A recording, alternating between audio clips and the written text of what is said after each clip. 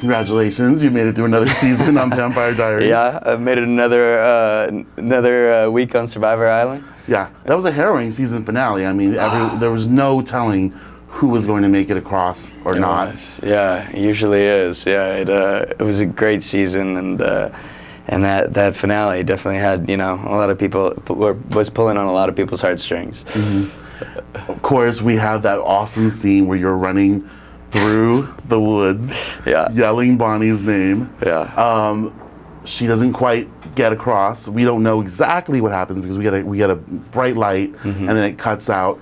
Have the writers talked to you about any of their plans for next season? No. We start up filming again on July 7th, and so we haven't seen the first script yet.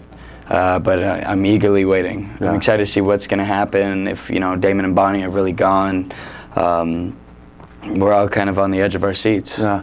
What would you like to see for Jeremy next season? Clearly, he's got some more story to tell.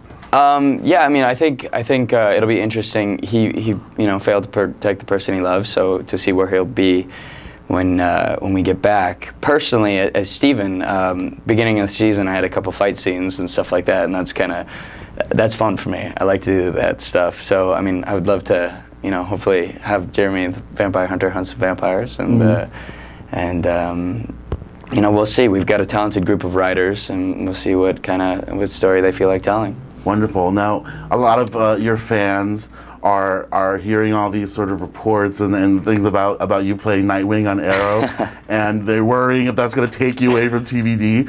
But tell us a little bit about those reports and what you kind of want for yourself and your career. Well, I'm a comic book fan for sure. I've read comic books since I was a kid. I've always enjoyed them, and there's one character, Nightwing, who's kind of Robin when he grows up and tries to make his own name and a path for himself. And I think it's a great story that hasn't really been told. And I worked with Greg Berlanti, who on a show called Everwood, and now he's producing Arrow. And so jokingly, I tweeted him, being like, "Hey, when are we gonna see Nightwing?" And people started kind of writing about it, and there was a couple articles, and I was like, oh, all right, I'm feeling a little powerful right now. Let's keep putting this energy in the universe till it happens. But Vampire Diaries fans, don't worry, I haven't got a phone call about it yet.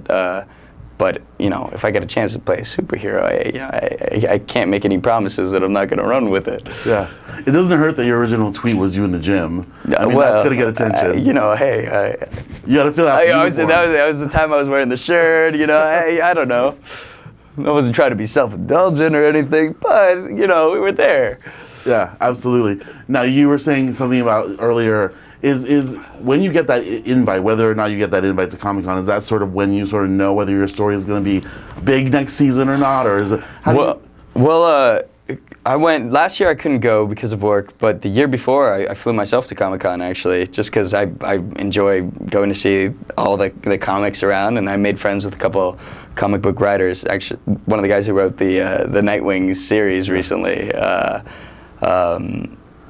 It's just kind of Comic-Con is one of my favorite places to be. It's like Disneyland for me. You get to see people from a bunch of shows there. You get to read comic books and it's just a good time.